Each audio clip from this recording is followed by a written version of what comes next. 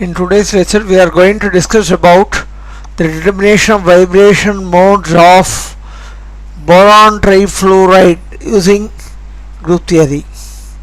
There are three major steps that are involved. First is writing the reducible representation. Second is reducing the reducible representation using reduction formula. And third is assigning the vibrational modes. First, we are going to discuss about writing the reducible representation, and first we have to write the structure of the molecule. The structure of the molecule is trigonal planar. Boron is at the center of the triangular plane, and the three fluorine atoms are formed at the three corners of the triangular plane. The point group of the molecule is D3H. The symmetry operations are E, C3, C2, sigma H, S3 and sigma V. Next we have to write the basis for the molecule. The basis of the molecule contains three vectors associated with each atom in the molecule. These three vectors represent the three coordinates X, Y and Z.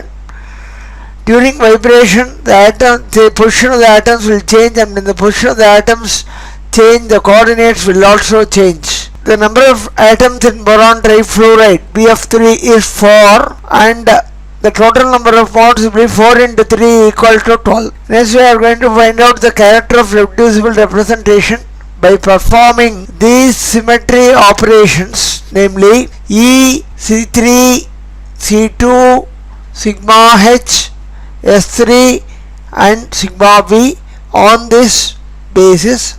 And when we find out the number of atoms unshifted, multiply that by the factor for the corresponding operation, you will get the character of the reducible representation. First we will take up the symmetry operation. E is the operation of doing nothing, and so all the 4 atoms present will remain in their original place, and so the number of unshifted atoms are 4. The factor for the operation is 3. The way in which we get it as 3 is the transformation matrix for identity operation is 1 0 0 0 1 0 0 0 1. You have to take the sum of the diagonal elements 1 plus 1 plus 1, and that will be equal to 3, and that is what is known as character, and that is the factor which you find here. The character of the reducible representation is number of atoms into the factor for the operation 4 into 3 equal to 12. Next we come to the symmetry operation C3. C3 axis passes through the boron atom. Boron atom is at the center, and the 3 fluorine atoms are at the corners, and the C3 axis passes through boron perpendicular to the molecular plane. And rotation about C3 axis involves rotation of 120 degrees. That means this vector will come here, this vector will come here, this vector will come here. When these bonds move like this, there is one atom that is unshifted, and the atom that is unshifted is boron. So the number of unshifted atom is 1, and the factor for the operation is 0. Let us see how we get the factor for the operation as 0. For the Cn axis in general, the transformation matrix will be cos theta. I will write the diagonal elements alone, cos theta and 1. The remaining elements will be 0 and other trigonometric terms, and if we look at the sum of the diagonal elements, cos theta plus 1, and that will be 2 cos theta plus 1. And for C3 rotation, the angle is 120 degrees. That means we have to write 2 cos 120 plus 1, and cos 120 is minus half, and 2 into minus half plus 1, and it is 0. So the factor for the operation is 0. The character of the reducible representation is equal to number of atoms unshifted into factor for the operation 1 into 0 equal to 0. Next we have the symmetry operation C2. The C2 will be present like this. boron trifluoride, this is boron, here we will have fluorine, here we will have fluorine, here we will have fluorine. This axis contains two atoms, boron and fluorine. During rotation, C2 involves rotation of 180 degrees, and during 180 degree rotation, the fluorine atom present here will come here, and the fluorine atom present here will come here, but the fluorine atom that is present in the axis itself, the boron atom and the fluorine atom, the two atoms will not be shifted, and the number of unshifted atoms will be 2, and the factor for C2 operation is -1. The way we get -1 is as given previously. The sum of the diagonal elements for Cn axis is 2 cos theta plus 1, and in the case of C2 the angle is 180 degrees, so it will be 2 cos 180 plus 1, and cos 180 is -1. 2 into -1 plus 1, it will be equal to -1. The character of the reducible representation is equal to number of atoms unshifted into factor for the operation. 2 into -1 equal to -2. Next we come to the symmetry operation sigma h. Sigma h is the horizontal plane of symmetry like this. It is perpendicular to principal axis. Principal axis is C3 and plane is perpendicular to principal axis, and so this is a sigma h plane. He said at this middle you will have the boron atom, and the three corners will be fluorine atoms, and so all the atoms, all the 4 atoms, boron and 3 fluorine atoms are present in the plane itself, and so their position will not be shifted during reflection about sigma h, and so the number of unshifted atoms is equal to 4, and the factor for the operation is equal to 1, and so the character of the reducible representation is equal to 4. Next we have the operation S3, which is along the C3, except that now we have S3 is equal to C3 sigma h. It is better to write like this, C3 sigma h, because first we perform the operation in the right followed by left. When you perform, this at the middle you have the boron, and at the corners you have fluorine atoms. When you rotate the molecule through 120 degrees, that is initially C3, this will be shifted here, this will be shifted here, but this will be shifted here. The only unshifted atom is boron, which is present at the center in the axis itself. When you reflect it in a perpendicular plane, further changes will occur, and the only unshifted atom will be boron. So the number of unshifted atoms is equal to 1, and the factor for the operation is given as -2. The character for the reducible representation is number of atoms unshifted into factor for the operation 1 into -2 equal to -2. Now let us look the way we get -2. Earlier for Cn we saw something like this. The diagonal elements are cos theta, and 1, and we saw that the sum of the diagonal elements is 2 cos theta plus 1 for Cn. But this is C3 followed by sigma h. Rotation in the z axis, because C3 is normally taken as z axis, and if you do the rotation in the z axis and reflect it in the xy plane, then this cos theta, this plus 1 will become -1 during the reflection, and so the sum of the diagonal elements will be 2 cos theta minus 1 instead of plus 1. This is for Sn. If you apply the logic here, it will be 2 into cos 120 degree, because it is C3, minus 1, 2 into minus 0.5 minus 1, this is minus 1 minus 1, which is equal to minus 2. That is why you get the factor as minus 2. Now we will go to the next operation. namely the symmetry operation sigma v, the vertical plane of symmetry. If you take the case of boron trifluoride, what you will have is something like this. In the middle you have boron, here you have one fluorine atom, here you have one fluorine atom, here you have one fluorine atom. One boron fluorine bond is present in the plane itself, and the plane bisects two other boron fluorine bonds, and it contains the principal axis C3, and so it is a sigma v plane. There are two atoms present in the plane, one boron and one fluorine atom, and these two atoms will remain unshifted during the reflection, and so we will get the number of unshifted atoms as 2 and the factor for the operation as 1, and so the character for the reducible representation will be 2 into 1 equal to 2. Now if we sum up all this, for E the character is 12, C3 0, C2 minus 2, sigma H for S3 minus 2, and sigma V 2. This is a reducible representation which we have, and these numbers 12, 0, minus 2, 4, minus 2 and 2 are the characters of reducible representation given by the symbol chi r. Now we come to the reduction.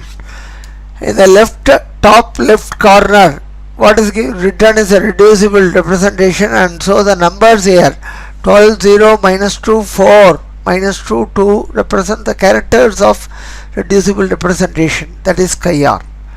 T3H is the point group, and these 6 columns are the 6 classes, and each class the number of operations will be like this. For E the number of operation is 1, for 2C3 2, 3C2 3, sigma H1, 2S3 2, and 3 sigma V3. This 1, 2, 3, 1, 2, 3 represent the GP, that is the number of operations in a class. And if you add all these numbers 1 plus 2 plus 3 plus 1 plus 2 plus 3, that will be the total number of operations which is given here, and it is equal to 12, which is given by the symbol H. Because these classes are present, there will be 6 irreducible representations present in this character table for D3H: A1 dash, A2 dash, E dash, A1 double dash, A2 double dash, and E double dash. These numbers which are written here represent the chi-I, the character of irreducible representation. So character of reducible representation is 12, 0, minus 2, 4, minus 2, 2. The GP values are 1, 2, 3, 1, 2, 3. The H value is 12. Only the chi-I value will change depending upon the irreducible representation we consider. This is the formula for the reduction. The number of times an irreducible representation is repeated is 1 by H summation GP chi-I chi-R, where GP is the number of operations in a class, chi-I is the character of reducible representation, and chi-R is the character of reducible representation. H is the number of operations. When we calculate it for A1 dash, you have to consider the chi-I opposite A1 dash alone and forget the rest of these things. Chi-R is 12, 0, minus 2, 4, minus 2, 2, and GP is 1, 2, 3, 1, 2, 3, and using this you get the value as 1. That means A1 dash is repeated one time, and so we will get it as A1 dash. Next we come to A2 dash, and when we consider A2 dash, we have to consider the characters opposite A2 dash alone as chi-I. Chi-R is 12, 0, minus 2, plus 4, minus 2, 2, and GP values will be the number of operations in each class, 1, 2, 3, 1, 2, 3. And if you apply these numbers and do the calculation, A2 dash repeats one time. Next we come to E dash, and now the chi I value will be 2 minus 1 0, 2 minus 1 0. The GP value will be 1 2 3 1 2 3. The chi R value will be 12 0 minus 2 4 minus 2 2, and the value of E dash should be 3. That means E dash is repeated 3 times. Next we come to A1 double dash. For A1 double dash, consider chi I opposite to A1 double dash 1 1 1 minus 1 minus 1 minus 1, and 1 2 3 1 2 3 will be the GP as given earlier. 1 2 3 1 2 3. Chi R value will be 12 0 minus 2 4 minus 2 2, and number of times A1 double dash is repeated is 0. That means it will not get repeated at all. Next we come to A2 double dash. Now you have to consider the chi I value opposite to A2 double dash alone and leave the remaining things. GP value will be 1 2 3 1 2 3. This will be the GP value. Chi R value will be 12 0 minus 2 4 minus 2 2, and the number of times A2 double dash is repeated is 2 A2 double dash. Finally we come to E double dash. When we come to E double dash, the chi I value will be 2 minus 1 0 2 1 0 minus 2 1 0. GP is 1 2 3 1 2 3. This will be the GP, and chi R will be 12 0 minus 2 4 minus 2 2. This is GP. Using this we get the number of times repeated as 1. Summing up all these features, A1 dash repeats 1 time, A2 dash repeats 1 time. Here we are writing down those details like this. A1 dash repeats 1 time, A2 dash repeats 1 time. Then E dash repeats 3 times, so we have written it as 3 dash. A1 double dash repeats 0 times. Since it is 0, A1 double dash is 0, we will not write it. A2 double dash repeats 2 times, so we have written it as 2 A2 double dash. E double dash repeats 1 time, and so we have written 1 E double dash. Now we can check the correctness of this calculation by looking at the character table. Look at the character table, the column for E, these values represent the dimensions of irreducible representations. A1 dash dimension is 1, A2 dash 1, E dash 2, A1 double dash 1, A2 double dash 1, E double dash 2. If we substitute all these things here, this will come out to be 1 plus 1, adding the dimensions. E for E dash dimension is 2, 3 into 2 plus 2 into 1 plus E double dash dimension is 2. So 1 plus 1 2, 2 plus 6 8, 8 plus 2 10, 10 plus 2 12. Total number of atoms in BF3 is n equal to 4. Total number of atoms. Total number of modes is 3n. So 3 into 4 equal to 12. So we find that the total number of modes 12 is same as what we get here, and so the calculations which we have done are correct. Now we come to the character table. This is the reducible representation which we got in the previous page, and now what we are going to do is, this is the total number of modes. Total number of modes will be equal to translation modes plus rotation modes plus vibration modes, but we need only vibration modes. So take these two terms to the other side, you will get total number of modes minus translation modes minus rotation modes. So we have to subtract the translation mode and the rotation mode. What x, y, z represent the translation mode. Rx, Ry, Rz represent the rotation mode.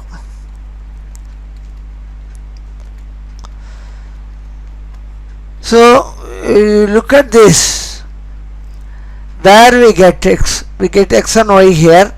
Opposite x and y we have E dash. When we find z here, opposite z we have A2 double dash. So A2 double dash and E dash, but we have to subtract them. So translation mode is equal to minus E dash minus A2 double dash. That's what we get. Similarly, for rotation modes, for RZ you find A2 dash. For Rx and Ry you find E double dash. So rotation modes will be A2 dash minus A2 dash minus E double dash. Now vibration modes, what you have to do is subtract these modes. A1 dash will get, then A2 dash minus A2 dash will be 0.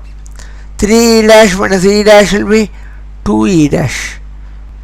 And 2A2 double dash minus A2 double dash will be A2 double dash. E double dash minus E double dash will be 0. So what you will get is A1 dash plus 2E dash plus A2 double dash. Now we are going to discuss about the modes which are IR active. For that we have to find the Cartesian terms x, y, z.